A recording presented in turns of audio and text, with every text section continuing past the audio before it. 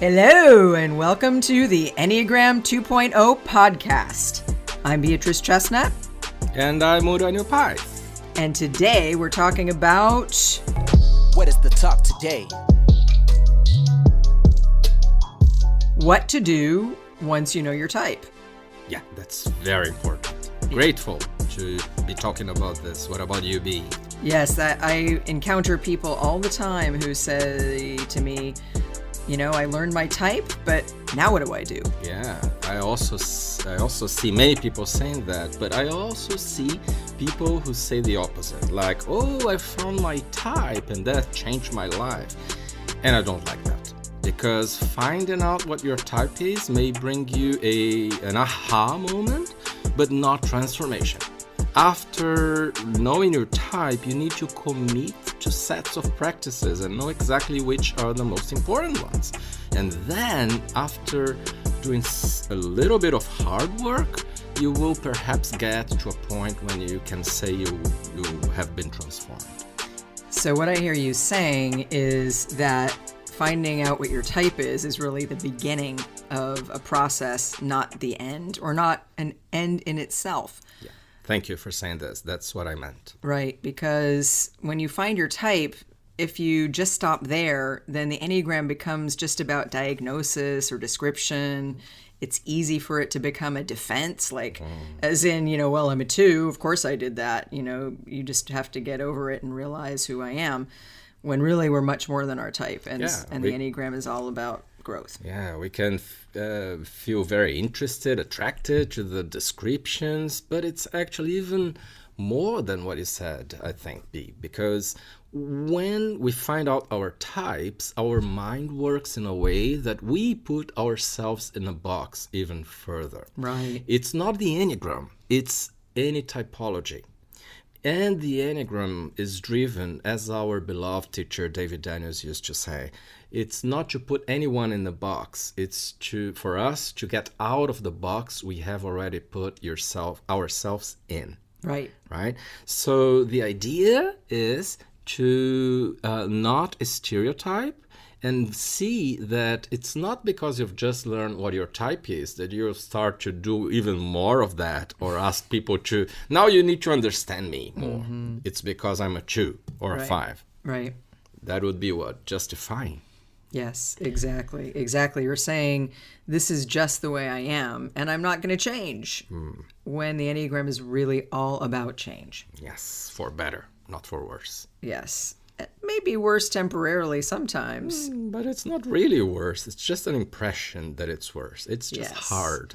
Yes. Sometimes it's not the thing that makes us happy to find out our patterns. It can be a vulnerable experience to find out your type, and it makes sense that some people might want to run away from that or get distracted by the more shallow parts of Enneagram descriptions of type. Right. It can become a parlor game or something people play with, and actually the Enneagram is a very powerful system that can facilitate a lot of personal growth, but we do need to learn to use it the right ways. Right. And we need to be motivated to really grow. Yeah. And on the other hand, it doesn't need to be boring. After knowing what our type is, the work to be done doesn't need to be boring. It can be engaging. Yes. Right? Because it's hard enough in itself. So it's also nice to make it a little funnier by, for instance, doing it with other people. Sure, exactly. I once told a friend of mine in graduate school about the Enneagram, and she used to say, I love talking about it. It's just fun to talk about. But of course, talking about it is just one level of really putting it to use in your life. So what do you think some people can do if they have learned their type and they want to start to use the Enneagram in a sincere way to develop themselves? What are the things they need to do first to really use it right?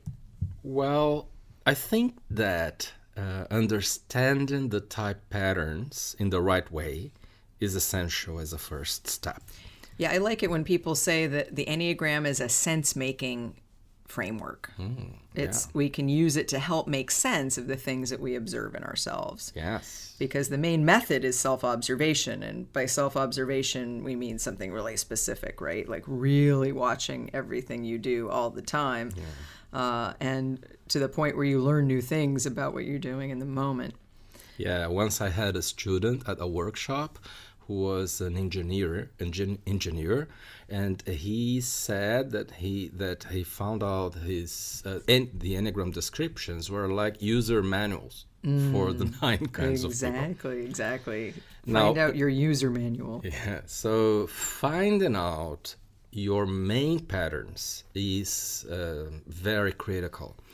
And this is the reason why you and I really try to stick to what is most important to be understood about each type. Right. And we usually talk about the type's passion, the type's fixation, or the attention pattern, and not much more. If we talk about too much, we will lose the necessary focus on what to work on.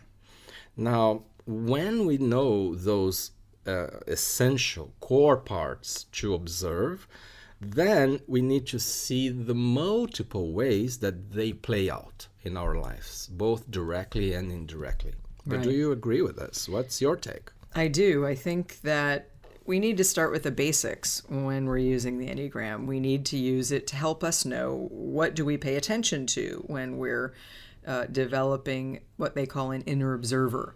When we self-observe, we're really studying ourselves in an interesting way. Just like scientists study the natural world, part of using the Enneagram is using it as a guide to study yourself, to the point where you know more and more consciously what you're doing and you make more of your unconscious patterns conscious. So I love when you say in different courses we teach together that the first task is developing the inner observer, or the self-observation skill, Right. or the observing eye, as Gurdjieff used to call it. Right.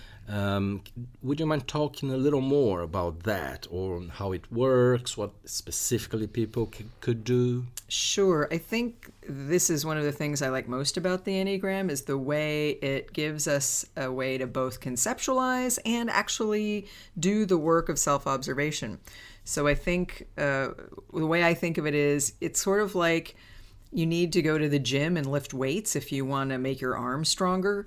And if you want to make the inner observer stronger, you practice meditation, you practice mindfulness, you practice observing yourself and doing the things that you do every day.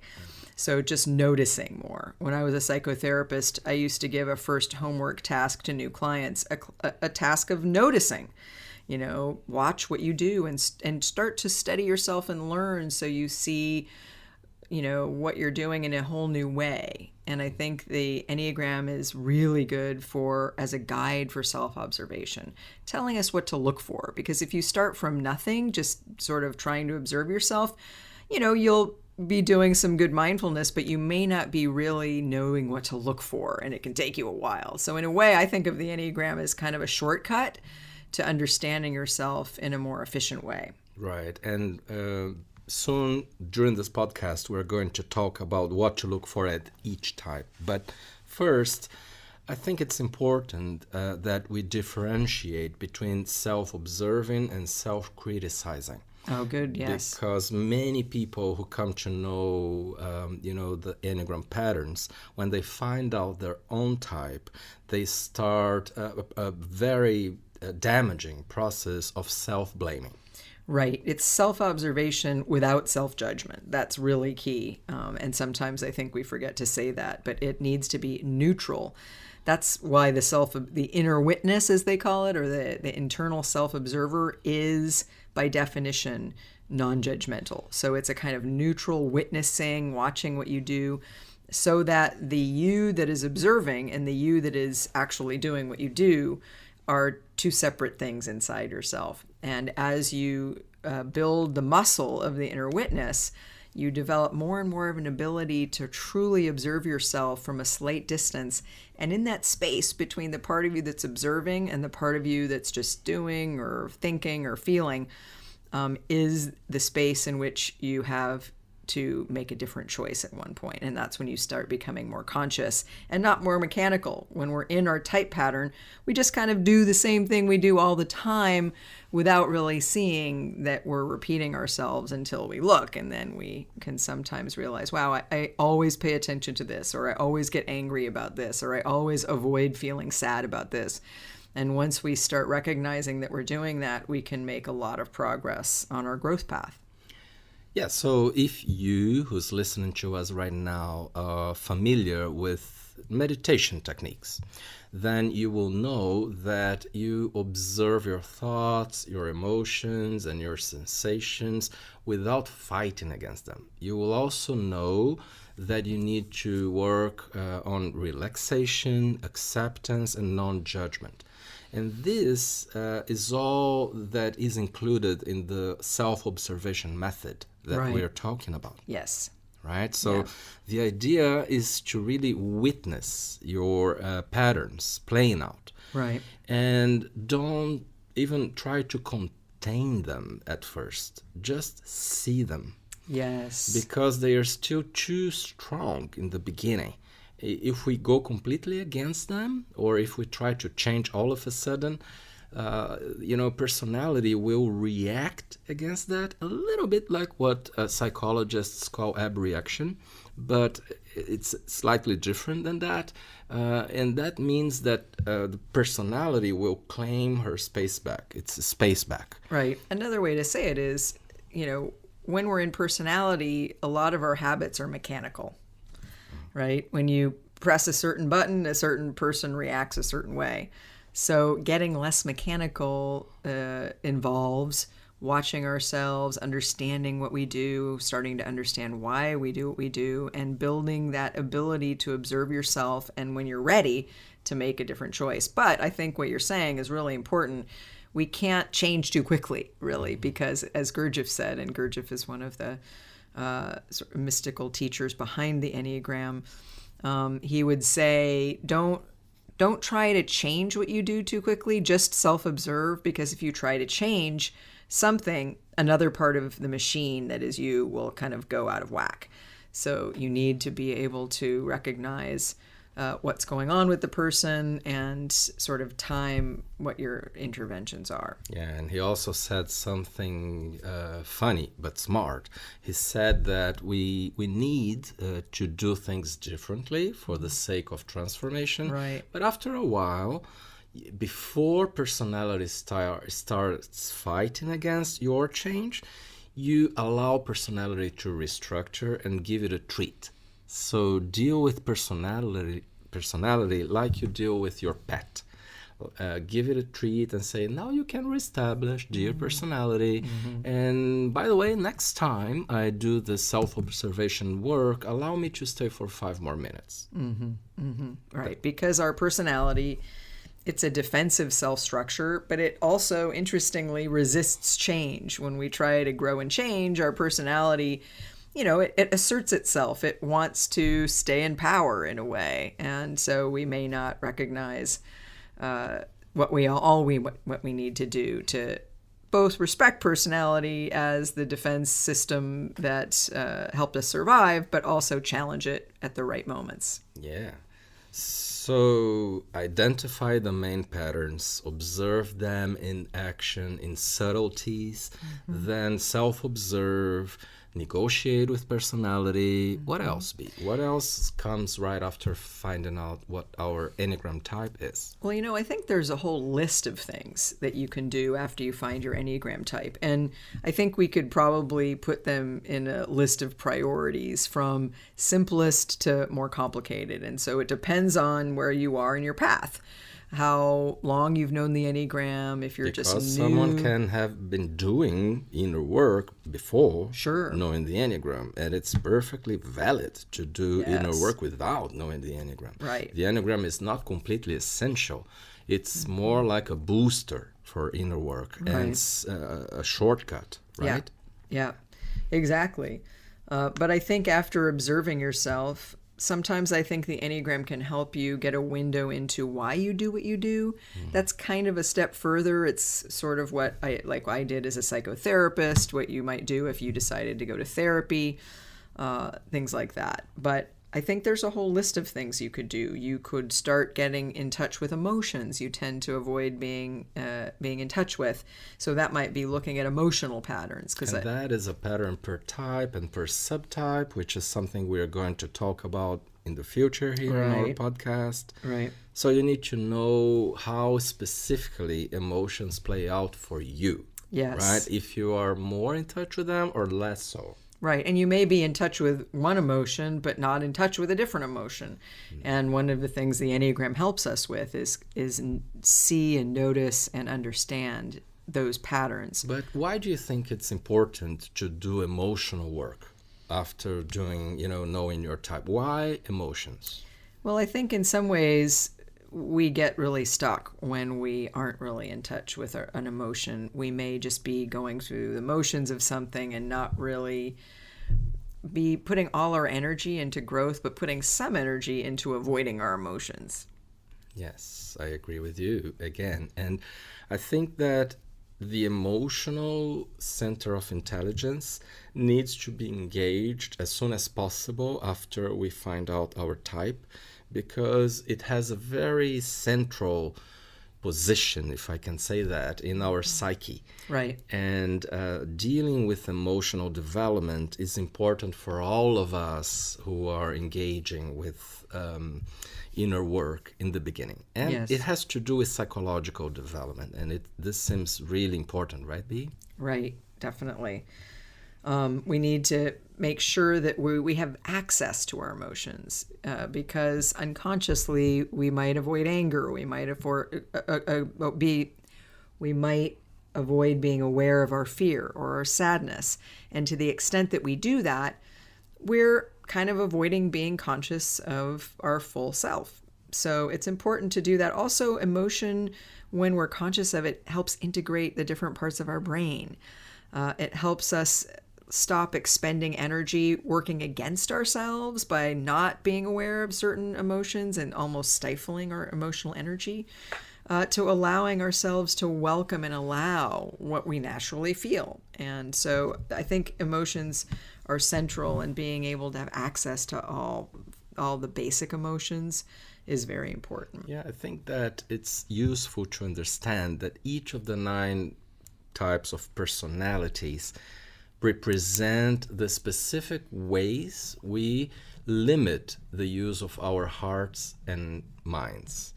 So it's our specific strategy to use more some ways of being and feeling in the world and not the other ones. So doing emotional work means actually going beyond what our pattern is into a bigger spectrum of emotional experiences. And then eventually we will need to do the same with the head. Yeah, exactly. I think being healthy means being in touch with all our emotions. It means, like you say, the next thing, being aware of our mental patterns, which can mean core beliefs that we hold, often beliefs that aren't true, that are associated with our personality type. Yeah. But I think another really key thing that it might be good to talk about is blind spots, because I think one of the things the Enneagram is really, really good at, in almost a way that's kind of miraculous, and this is to me one of the things that makes the Enneagram so powerful, is it really accurately defines what are the blind spots for the 9 types. And the problem with blind spots is we don't know what we don't know. And the reason why it's so important to understand blind spots is just because we're not conscious of something doesn't mean it doesn't drive us and have an impact on others. Oftentimes other people can see things about us that we can't see, and that those things get in the way of relationships. They make us stay unconscious. So I think being aware of blind spots is a really important piece of work that the Enneagram can help with, whether it's early on in your work with the Enneagram or even later as you use it to develop, over a period of time.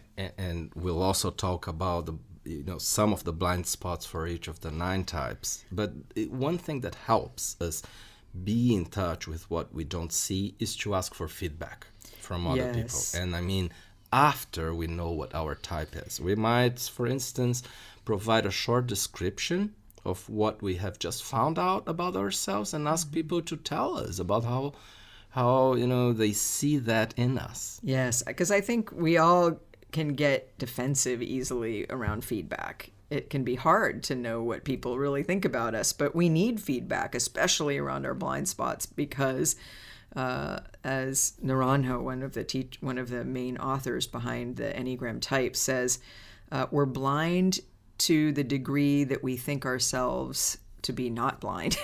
We're blind to the degree that we think ourselves free, and free of blind spots. So I wonder if it would be good to go through the 9 types and talk a little bit about some of the main patterns to self-observe, some of the main emotions to be aware of, maybe a couple blind spots, and something about the growth path. What do you think? Yeah, let's just start with type 8, as we usually do. Okay, sounds good. Talking about the body types first. Yes, the body triad, or the instinctual triad, starting Right. with type 8. Type 8. What would you say are some of the main patterns that 8s should be aware of? Well, first one for me is to see how they expend energy and become excessive. Sometimes in words, sometimes in gestures, sometimes simply, rushing through life and trying to be actually larger than life. This is one pattern. What would you add? This may be a little bit advanced, but I think it's so core, it makes sense to mention it first.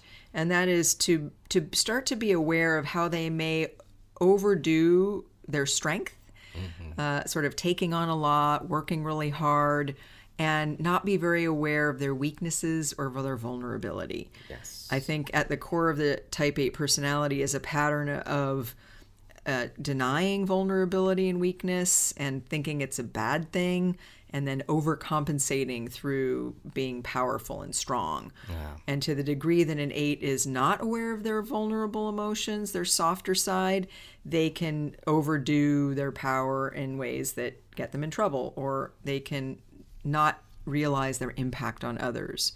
Yeah. So the excess that we were talking about, which sometimes the Enneagram calls lust, is a consequence of not making oneself vulnerable. Right. Now, by vulnerable, a few things that we mean are feeling fear, feeling sadness, feeling hurt, feeling tired, feeling insecure, lack of self-confidence in general. Right. And now we're into emotional patterns, right? Yes. These even inferiority complexes at times. Exactly. 8s can be really out of touch with all these emotional experiences, and they can be much more aware of being strong, expressing assertiveness, being direct with people, wanting to take on big challenges, and sometimes expressing anger. 8s tend to have an easier time with anger. They often say they experience it as energy. It can energize them, and they can get angry at someone, and then it goes away. They don't dwell on their anger. They can express it, and then it's over. Right, and then also they don't find it easy to see the impact they have on others. They are always going to the next thing and being very concrete, objective, and they don't see that some people feel not too easy with how they communicated or what they said and in what situation. Right. Not being in touch with vulnerability sometimes means not being aware of how they come across, because they may be just asserting themselves and not really recognizing that they're overdoing something, for instance. And I think we're already sort of naming the blind spot in the growth path, right? It can be pretty straightforward for 8s. It's the more they get in touch with their vulnerable feelings, softer emotions, their sensitivity to some degree. We often say that 8s are, they can look very tough, but they have marshmallow inside. They have really big hearts. They tend to be very generous. They tend to care a lot about people. But sometimes, because they're not in touch with their more vulnerable feelings, they may not express their sensitivity. And so people may not understand that they have a softer side. Yeah, so noticing that softer side, observing, observing the reactivity against showing it to other people, Yes. but then finding out one or two people that you Yes. will be willing to show that vulnerable side a little more Yes. to them. Yes. So, and having moments when you're going to do that. Yes. And like I think counter instinctively. Yes, I think going against these patterns needs to happen after self-observation and step by step. Yes, like 10 minutes per day or Right. 2 minutes. Or like you say, with one or two people that you really trust. Right, right. Anything else about 8s? I think that's good. So what about 9s? What about 9s? I think some of the key patterns for 9s to self-observe are noticing how they avoid conflict and noticing what that's about. Oftentimes, 9s will believe that if there's a conflict with someone, the relationship will be destroyed, or there will be a separation that occurs that will never be repaired. And that's, of course, the fear that's underlying the avoidance of conflict. But it can just, for 9s, it can just feel like I'm just trying to stay comfortable. I'm just avoiding tension, trying to maintain a sense of harmony with the people around me and my environment. That's what the conscious sense of it can be. So it can be very important for 9s to notice how they tend to focus on others a lot and not so much on themselves. How they tend to go along with the agendas of others. They go along to get along, but tend to not be so aware of their own inner agenda, their own desires, their own preferences, their own opinions sometimes, and to become more aware of all those things that are connected to themselves. And when 9s look at other people, they feel more energized and ready to help and Be active. be very active. It's really more vital force and life energy inside when the person is looking outside. Right. Now, when they look inside, that energy goes lower. Yes. And observing this pattern to me is essential. Yes. Oh, and observing how they might distract themselves when it comes to needing to do the most important thing for themselves. They may have a big priority that's about them, and suddenly they need to go clean out the cupboard, or they need to do something that's not so important that gets them distracted from the main priority that they really need to do for themselves. Right. And the blind spot here is not knowing what my agenda is or not asserting what I want my agenda to be. Yes. Right? So I just go along, as you said, and I forget to, share my opinion. And eventually I start even not knowing what my opinion is. Yes. 8s, 9s, and 1s all share a tendency to self-forget. And 9s are the core point of that self-forgetting triad. And so they can really go to sleep to themselves. And they're actually the prototype for all of us. All types tend to go to sleep to our real being, their inner sense of ourselves. And 9s do that the most. And so noticing how they tend to avoid being aware of their own priorities, of their own feelings, of their own preferences. And in the beginning, when I've worked with 9s, one of the things that's hard for them is when you ask them what they want, they don't know. And then it can be really hard and painful, that sense of not knowing.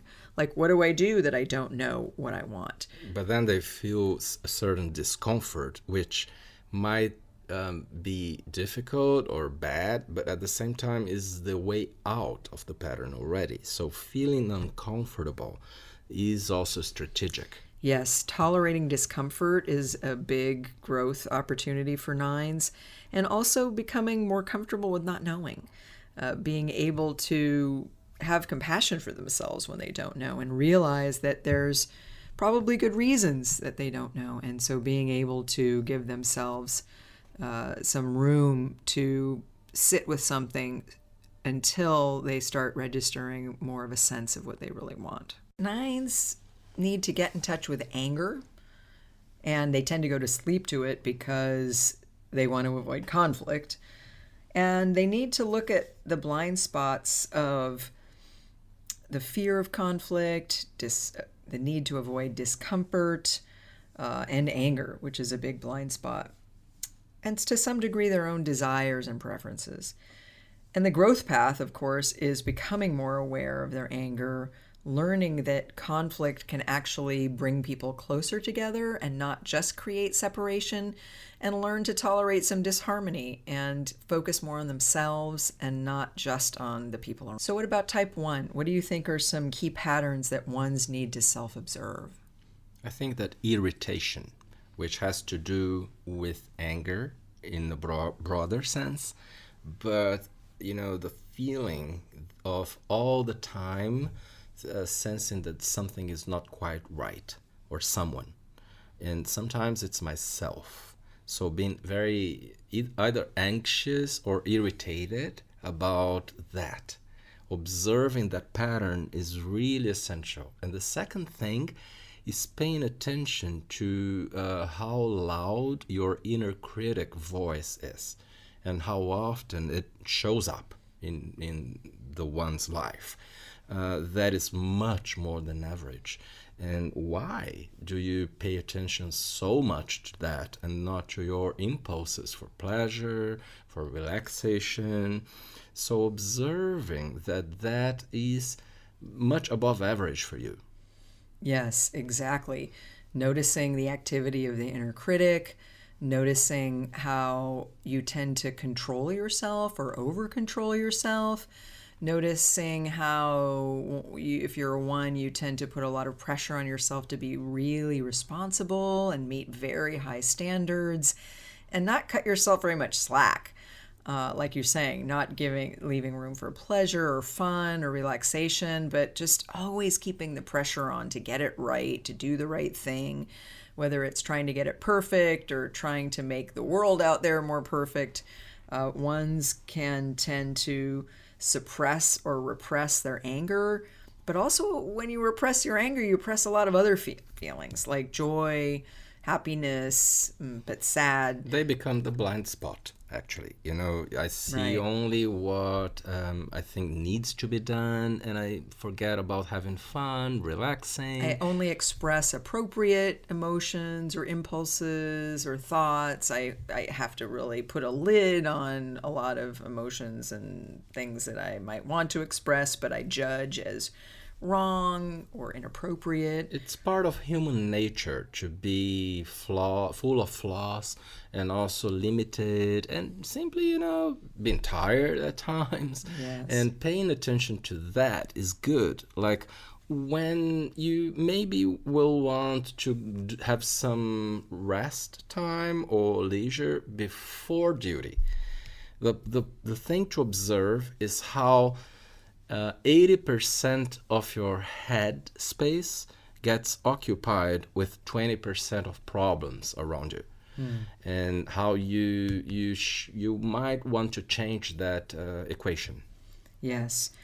I think a big blind spot for ones is anger. Like you said, they tend to relate to feeling irritation or resentment, maybe being self-righteous from time to time, but really these are all derivatives of anger. And ones tend to put a lid on their anger to a greater or lesser extent, and they tend to not notice the impact of the way their anger might leak out, either in criticism of themselves or others, or again, these anger derivatives. And the more they can get in touch with their anger, the more they can allow themselves to really get to the core of what they're feeling and take the pressure off themselves to control themselves all the time. Should we move on to 2? Sure. Okay, so you are a 2B. I am a 2. So what are the main patterns to observe if you, who's listening, are also a 2? Yes, if you're lucky enough or unlucky enough to be a 2, like me. So I think it's really important for 2s to notice how much they focus on other people. And when they focus on other people so much, how they don't focus so much on themselves.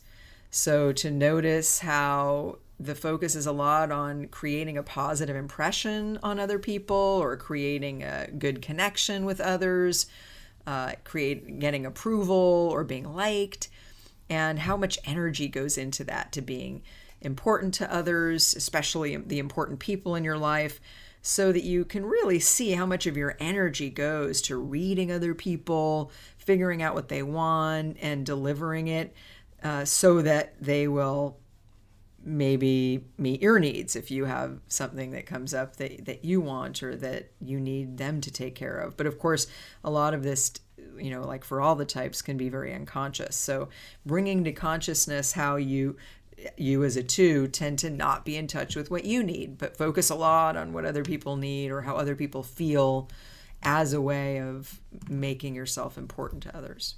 Yes, so I think that a good question to ask is, why do you put relationships first all the time?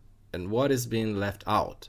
Like perhaps some tasks, some things that you like to do are being left It's out. funny when you said that because I almost didn't understand the question. Yes. I thought, well, what else is there besides relationships? Yes. It's So silly that's how the our blind minds spot, work. it seems. Yes. Whatever is not relationship, where is it? Yes, Right? yes. And I think there's a way that we have an unconscious assumption that both we can control how other people feel, especially about us, but about things in general, and we can control the impression other people have of us. I remember one time I was in a group class, a group dynamics class, and one of the first exercises we did with each other, we got in small groups and people shared their first impressions. And this one woman said to me what her first impressions were, and I couldn't believe it because everything she said was totally right. And I couldn't believe she saw right through me. And I really saw how I have this fiction, this fantasy, that I control how people will see me. And so having a sense that we can create a certain impression, whatever impression we want to in the other person, whether it's approval or being liked or being seen in a certain positive way, and recognizing that we actually don't have that much control, or we shouldn't really need to. We can just be ourselves. Sometimes this implies doing a bad trade-off inside oneself, which is, I will make sure that everybody will like me, but I detach from liking myself. Yes. Right. Yes. And I kind of lose myself to the degree that I shapeshift or try to become what other people will like and don't really pay attention to who I really am because I fear that if I am who I really am, people won't like me or they'll reject me. And sometimes I think that a good thing for choose to do in their growth path is to be a little less nice. Yes. And it's funny because I think one of the emotional patterns is repressing emotions. And I remember having a thought when I was in my 20s that I wanted people to like me. And I thought, what kind of people do people like? And I thought, well, people like nice people, but they don't like angry people. So I just won't be angry. And when I was in my late 20s, I got some feedback from a friend that I never got angry. And that seemed really curious to me, but it was really true. So I had repressed all the feelings I thought would be unacceptable to other people. And I kind of started losing myself. So the blind spots I think that us 2s need to get more in touch with are our own feelings, and we have to learn to accept them, that they're okay. Our own needs, certainly, because we tend to have a real big blind spot around our own needs. It's almost as if we don't have needs, as a way of being of service or connecting with people through meeting their needs, but not being a burden. And I think just generally, like you said, sort of this sense of the fear of being rejected and thinking that we need to be able to be whoever people need us to be and avoid being real. I like when you're a little bit angry, Bea, and also when you say what you need. I feel very supported by that. Thank you. Yeah, so that's the growth path, I the think. growth It's finding path. friends that you can say no to and it's okay, that you can be a little bit angry with, that you can risk being more of who you really are, and know that it's okay. They'll still like you. Maybe just when you need something, you might want to be a little clearer that you want my help. Yes, I know. I'm bad at that You're much better than before, but with your encouragement. Let's do a short break. The Enneagram 2.0 podcast goes live every other Thursday on all main platforms. Stay tuned to learn more about yourself and others. If you like this podcast, visit www.cpenneagram.com for much more great Enneagram content. Bea and Uranio teach in-person inner work retreats and professional workshops all over the world. They happen twice a year in California, London, Shanghai, Sao Paulo, and Cairo, and sometimes in other countries and U.S. locations too. Hundreds of students from all places and levels of knowledge have joined these courses. You can see the full Chestnut Pies Enneagram Academy calendar of events at www.cpenneagram.com. So threes. Threes. Yeah. So I think a big 3 pattern is really getting lost in doing and working all the time, doing all the time, focusing on goals and things like that. What do you think are some important 3 patterns or emotional patterns that were related to things they might need to get in touch with? I think that the shape shifting that you mentioned for twos really apply here also. Threes look outside to feel more than think what other people expect from them, and they automatically become that. So it's a very unconscious process in which they adapt very quickly and without any effort. And it's useful to observe that they change according to where they are, who they are speaking to, trying to sort of impress and have a good image. It's very unconscious at times, and threes don't know that they are doing it. But if you ask, how is it not to adapt? They say, what is that? Yes. So I think blind spots become, for threes, feelings, their real feelings, and kind of their real self, which is the totality of their real feelings and needs and desires and preferences. So they really lose a sense of who they really are. And sometimes when threes are really working on themselves on the growth path, one of the first important things they feel is a sense of confusion about who they really are, a sense of being lost or having a feeling of emptiness. Which is hard, but a good sign. Yes, because when they can get in touch with feelings and who they really are, they can stop the shape-shifting and actually find out that they're more effective, more productive, and they have better relationships. Right. And then observe really the attachment to goals and achievements and doing.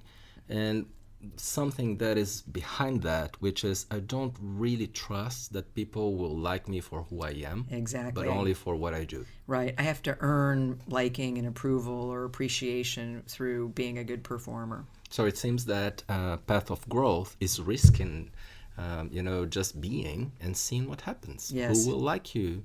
Being instead of doing, feeling instead of always being in motion. Yeah, and seeing if there are people liking you still, and if you like yourself more for that, for Right. doing what you want or not doing at all. Yes. Right? And asking the question, what is it really that I want to do, as opposed to what is it that if I do, I will be successful? Yes, exactly. And I think often the doorway into all of that is allowing more emotions. Sometimes people think that threes aren't emotional because their survival strategy is to do and turn the volume down on feelings. But when they really get in touch with their feelings, that leads right back to their real self. Key pattern for fours is noticing how, if you're a four, how you pay attention much more to what is absent than to what is present. And then when something is absent, how you place your attention outside yourself, trying to find someone who has that you think you don't have. And then how you sort of want to have that thing that the other person does. Yeah, so in self-observation, one of the first tasks can be to notice how much you compare yourself to others and how you tend to focus on what's missing in yourself or what others have, as you said, that you don't have. And I think also to focus on how attached you might be to your internal emotional experience. Fours can be very internal. They can fantasize and be very involved in their internal emotional landscape. even to the point of getting over-identified with their emotions and not being able to take actions in some cases, or taking too much action and not being able to share or let go of emotions. So one question to ask yourself might be, what is there beyond the emotional experience that I'm missing? Yeah. And another thing is, how would it be really if I had a more emotional calmness? Do you think it would really be bad, or it would help me? And am I spending way too much time inside myself, in my inner world, or am I in touch with things as they are? Yes. These are some questions to ask. Yes, I agree. And I think it's interesting because blind spots for fours can be positive things about themselves. Yeah. It can be what's good about them, because they can have a sense of inner deficiency. Yeah, that's really true. Yeah. Any other blind spots for fours, or anything else for fours? Yeah, I think that the growth path is really about having more compassion for themselves, noticing how they can sometimes amp up feelings or be a bit dramatic as a defense. They can sometimes feel melancholy and a bit depressed as a defense against other feelings that might be more threatening. So to really start to get more, almost bring in more mental activity to really analyze how you're feeling in order to not be so attached to different emotional experiences. Yeah, and I think that a little bit opposed to what we said about threes, go to things like doing. Yes. And a little less in touch with emotions. Yeah, a little bit the opposite.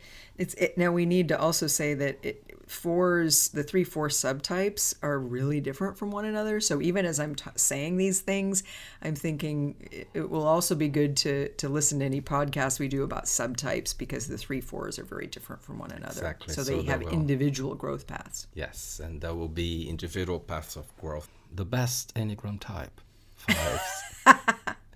It's because I'm a 5, but it's not the best at all.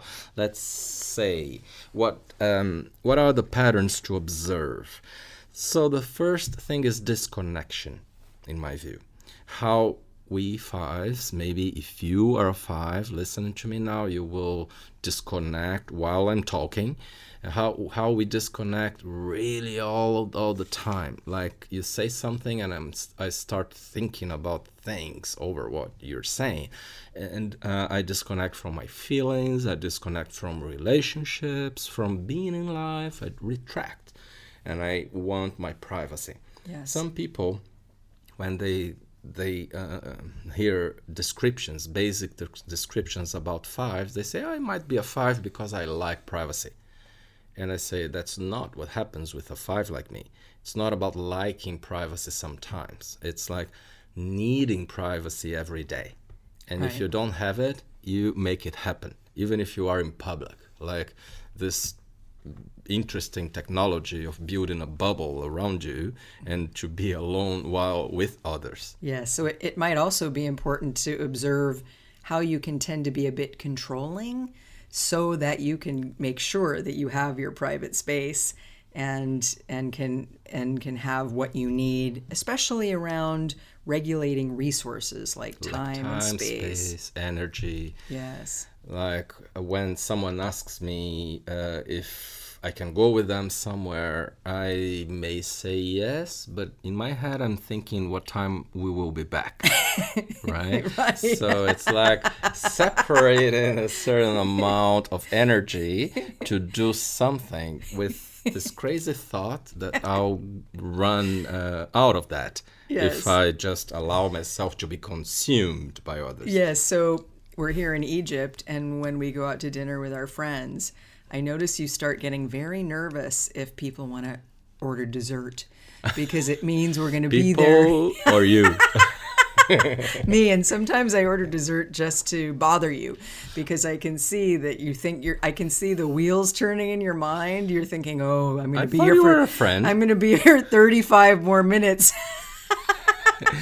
Yeah, I'll be alone 35 minutes later, or maybe 40 minutes later. You know, as a 5, I'm very mental and rational. So I think Well, dessert accounts for this much calories, and the whole food that Bea had is much more. So not calories, but the energy you need. Yes. So why does she spend almost the same time, having the whole meal and then the dessert? And that's all my issue, because I'm inside my head calculating. Actually, what I'm calculating is, when we are traveling and teaching together, when am I going to be in my room alone, my hotel room alone, which is the best time of the day at times. Yes, and I'm so glad as a two, I'm learning to not feel rejected by that. Thank you. That helps. You can't wait to get away to be by yourself. But it's funny, too, because any kind of delay that puts that time that you get to be alone off a little bit farther, I can see how it makes you a little bit nervous. Yeah, but good news for you is that sometimes it's when I go be alone, it's when I start appreciating how the time together was nice, Yes. So you can finally have your feelings of your positive feelings about what we did. So the pattern here to be observed is how we detach from the moment and how we detach from emotions, especially sharing what we are feeling. Right. And we need to go be alone to access a little more of those. Yeah. And how our attention goes a lot to information, knowledge, as opposed to things like relationships. Yes. And a blind spot might be how relationships can actually nurture you and give you more energy and not just take energy away. And desserts also. And desserts can also be a positive experience. Yes. And staying longer, talking to friends, not controlling time. It's very hard, but it pays off when we, as fives, allow ourselves to be guided and taken. Yes. And I'd say that one blind spot for fives is just to not really be able to connect in the level that they think they are connecting. Sometimes there is an impression for fives that they are connected while others don't think so. It's like, if I'm exchanging information with you, I think that all is so wonderful, but you're missing me being more there for you or present. And that happens with everybody. And also another blind spot is how much we feel depleted of energy, much more than other people.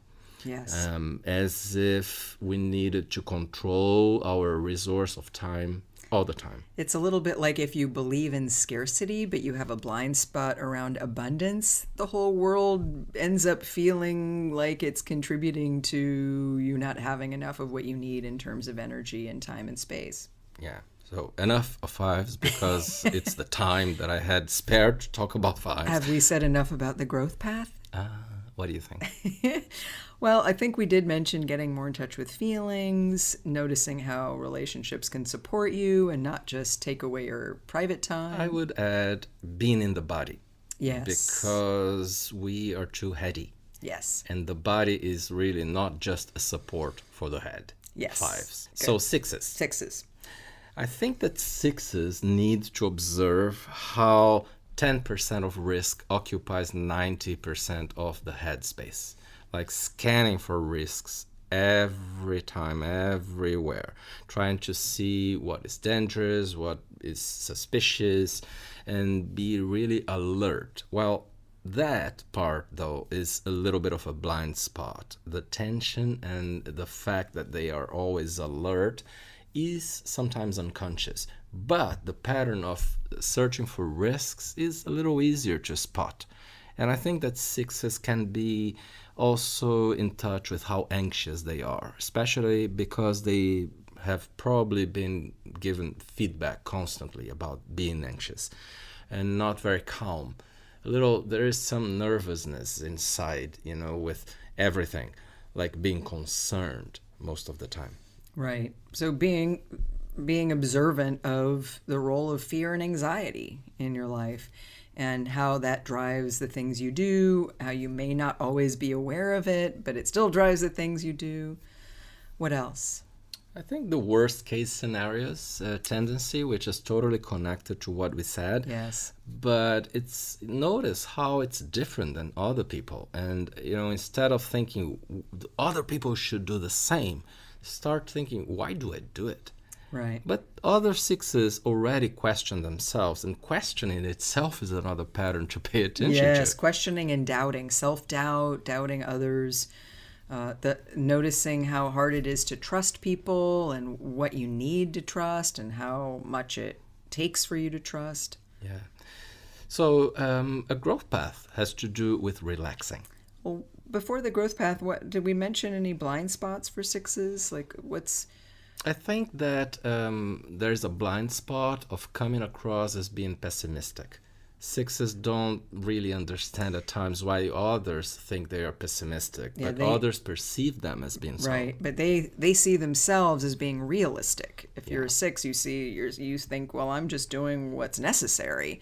Yeah. Whereas other people can see sixes as focusing excessively on what's not working or the problems. As David Daniels used to say, our teacher used to say, sixes, because they're good problem solvers, become problem seekers or proof junkies looking for certainty and things like that. I also think another blind spot is based on the subtypes. I think the self-preservation six that's more fearful has a blind spot around their own power and self-confidence, sometimes their own anger and assertiveness, whereas the 1-to-1 six, the sexual six, can have more of a blind spot around fear. They can tend to really not be in touch with fear and move into dangerous situations as a way to conquer the situation without being in touch with fear. And this, for the social six, they tend to project their authority out onto the outside and look for rules and reference points and not own their own authority in a full way.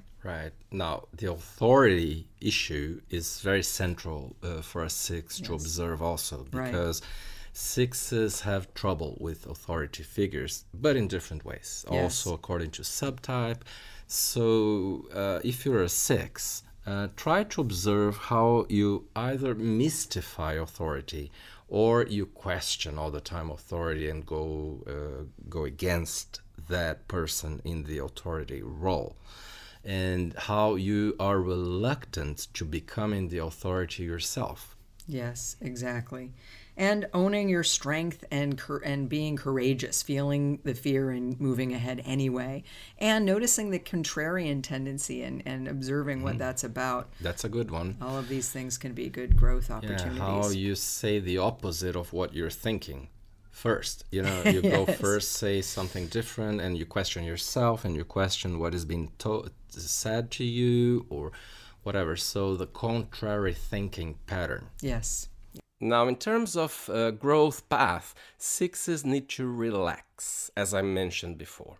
Whatever makes you relax if you're a six. But the relaxation also needs to be very body-based, because, it's important to calm down for a six and go against anxiety and fear by calming down. Now, the heart needs to calm down also. So whatever makes your heart feel at ease. Now, also another thing about the growth path for sixes is to remember whatever good things are happening with you in your life. There is some sort of amnesia for successes, and it's important to remember. I usually suggest an exercise for sixes that after a day, take note of everything that went well for you. And you'll be surprised many times, because there is this whole focus on what hasn't gone well. And you'll see that maybe you have a blind spot for things that go well. Also, going into action before thinking, before planning, pushing yourself to action by having shorter timelines is a very good idea, although difficult. But this is the growth path for sixes. Good. And what about sevens, Bea? Do you think that what do you think are the patterns, the main ones to be observed? Well, I think a big pattern for sevens, and one they tend to be unconscious of, is how focusing on the positive, focusing on pleasure, on what feels good, is actually an avoidance of pain, an avoidance of discomfort, anxiety, boredom, different uncomfortable feelings that sevens would rather not feel. They can tend to think something along the lines of, why would you feel bad if you could feel good? Like it's a choice. You can just focus on what's good. But oftentimes they don't really see how moving toward something positive is actually running away from something painful. And sevens tend to have an underlying belief that if they allow themselves to feel pain or bad feelings, that they'll be stuck in them forever. They'll be trapped. And they tend to go for freedom and options and things like that to reinforce their sense that they can focus on whatever they want to or have whatever experience they want to have and not be limited by the outside world. Yeah, these were good points that you made. What else? I think that it's very good for sevens when they observe the need for multiple alternatives in everything and how they jump from one to another as a way to make sure that they won't be bored or that they won't be caught in a situation of any unpleasant situation of not liking what's going on. And then how, as a consequence, they don't actually fully commit to this one thing that is happening right now, and they detach from the present moment. So I think connected to this, it's useful to see how sevens try to build all that they will live in life in a big planning scheme that they do in their heads. Like, I will try to guarantee that I'll do only the things that I like and I want, and then they detach from what life is actually bringing them to live. Yes, they can focus a lot on the future as a way of not being present. So observing the tendency to distract themselves, to focus on whatever feels good, or as you say, with planning, and when they do that, they avoid the present moment, which is the only moment in which you really can experience anything. And so I think not being present enough to anything that spontaneously happens in the moment. And it might not be a comfortable experience, or it might be a difficult feeling, but to allow that feeling, and I think the growth path is really all about that, is getting over the blind spot of not wanting to focus on anything that they don't want to feel or experience any limitation, and allow themselves to really be open to feeling whatever they feel and feeling that feeling through till the end, and learning that it doesn't mean that they will be feeling that feeling forever. Right. And the role of not rationalizing and not justifying whatever is happening is also huge. Oh, I think rationalization is really big for sevens. I think if they can observe their tendency to find good reasons for doing whatever they want to do and being free in every moment, that is a big... Instead of doing that, just being. Yes. Being there at the moment and allowing things to happen as they are happening, and see that they will not be as bad as you thought before. Yes, yeah, it's a big thing when sevens can see themselves doing all that. Yeah, and that has to do with the growth path. Anything else about the growth path for sevens? I think noticing their mental patterns, maybe the way they can tend to skip from one thing. They sort of skim along the surface and not go deeply into things, a little bit like we talked about, not on being one present. hand, it's a big capacity to connect dots, Yes. to summarize, to interconnect different things, Yes. which is brilliant for life. Right. But it's monkey mind, and it can be looking at the next bright, shiny object and not allowing yourself to direct your own thinking processes and go deeper into whatever you're focusing on. so, B, we've talked about the 9 types. Now, how would you wrap up all this, talking about the next steps in general for all of us? Well, one of the great things about the Enneagram is the more you study it, the more you use it, the more it points you in a growth path with many, many things you can do. So we've just talked about the beginning stages of self-observation, noticing emotional patterns, noticing blind spots, and what you can do to integrate blind spots and start on a growth path. But there are things like committing to a specific set of practices. The great thing about the Enneagram is it points you in the direction of specific growth practices like exercise or certain forms of meditation or certain ways of getting in touch with your body or your emotions or your beliefs that can be really important. I also think that there are more advanced things, like we often talk about psychological work, like really noticing how your type patterns are based in your childhood experience and looking at relationships with parents and looking at specific other shadows, feelings that you may not want to recognize, experiences that you may not have, and parts of yourself that you disowned. We've touched a little bit on these, but I think there's a lot more work to be done on all of these. And of course, we also often talk about how work on oneself is very usefully done in groups or with the support of others. So doing work in communities, being in groups, supporting other people. And sometimes this means regrouping, like being around other people who are also on a growth path and noticing if you're close to someone who, when you start growing, they unconsciously push you back to the way you were before. I think this can happen a lot, and all of these are things to think about, and I'm sure we'll talk more about them in future podcasts. Right. What I would add on top of all those good things you told us about is inviting suffering in. Yes. Because without suffering, we don't grow. And there's a phrase that goes, invite suffering in so that it can go away. Because suffering has been in there. It's just unconscious. And I like also when you say, Bea, that the thing we fear the most has already happened. Yes, definitely encountering our pain and working through it so that we don't spend our energy avoiding pain. Sometimes it's just the pain associated with our type patterns. Sometimes it's early trauma. And it's important to notice when you might be focusing on things that are actually distractions from feeling your pain. So encountering your pain is just part of the hero's journey, and it's part of the psychological process. So what is our top 5 today, Bea? Today our top 5 is what are the top 5 least angry types.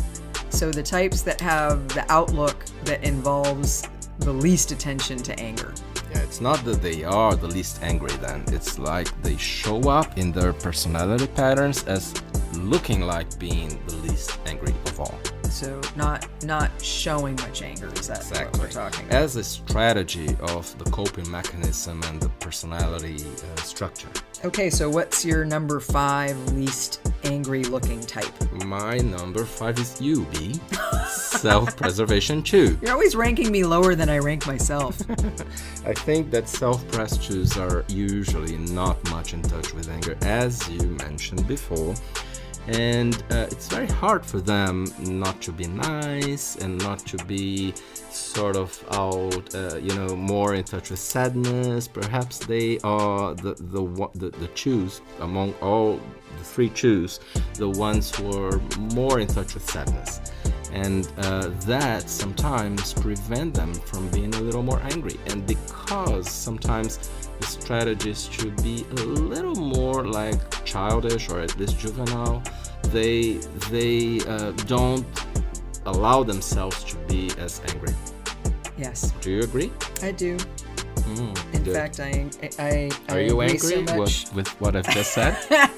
If I was, would I tell you? No, yeah. Yes, good question. What is your number 5? My number 5 is self-preservation 6. I think self-preservation 6s really don't connect with their anger because they're afraid of other people's anger. And so they tend to not be very conscious of anger. They tend to be warm and friendly. They experience a kind of separation anxiety as part of their underlying fear. And so they want allies and protectors. And if you're going to attract those people, it's best not to be angry. Interesting. Okay. So number 4 for you. Social 7. I think that usually social 7s also tend to be seen as nice, as people who are good, and in at least in most societies, it's being an angry person is not well seen in general. Also, so as 7s, they reframe stuff that are not as pleasant into being better or more colorful. And sometimes this means being out of touch with what is making them feel bad. Although, at times, after, some time spent being away from anger, social 7s can explode. But it's not at all the pattern. Right. Usually they come across as being very nice. Right. So for me, my number 4, I actually have a tie because I couldn't decide. Self-preservation 5 and self-preservation 1. I'm a little torn about self-preservation 1 because underneath, I think they're very angry, but if you ask a self-preservation 1, especially someone who's new to the Enneagram, they often say they're not very angry. And so I think there's a big prohibition on anger for self-preservation 1s. They tend to be warm and friendly and not so aware of anger. For self-preservation 5, I think this is a type that is also fearful of aggression and tends to not be very much in touch with their anger and doesn't really want to get into conflicts with people, so tends to avoid consciousness of anger. Interesting. I'll think about it. Now, for me, my number 3 is sexual 9. I think that sexual 9s are really willing to merge with others and go along, and especially with whoever they are with right now, and they don't question that person. They and they have this flavor of being gentle and soft. So it's hard to see a sexual 9 looking angry. In my view, harder than seeing the other 2 subtypes of 9s. So for me, my number 3 is social 7. For all the reasons you said, I find they tend to be very upbeat, very sunny, wanting to make a positive impression and not burden other people. They have a very idealistic worldview, so I think they tend not to have much anger in their outlook, although, like you said, every once in a while it can definitely come up. Interesting. So number 2 for you. Self-pres 1s. For the reasons you mentioned before, but I think it's even less common to see them being angry because there is anxiety about being angry, and there is an immediate focusing on being angry at oneself and not others. And they can be, pleasant people to be with in many different ways, but not always people know how they are being harsh on themselves. They're very anxious, but at the same time, really, they come, they are seen as being understanding, or if you don't pay closer attention to them. Yes, sometimes their anger leaks out, but they tend to put a big lid on it. Yeah, maybe I would rank them a little lower now that I'm talking, but that was my number 2. Yeah, my number 2 was self-preservation 2, myself, my own type. For many years, I would say I wasn't angry or I never got angry. And I think I also, like some of the types I've mentioned so far, have had a lot of fear of other people being angry at me. And I think that can be a big motivator to unconsciously detach from your own anger. So I've gotten in touch with my anger more recently, but for a long time, I would say I was happy, but not very angry. What's your number 1, Bea?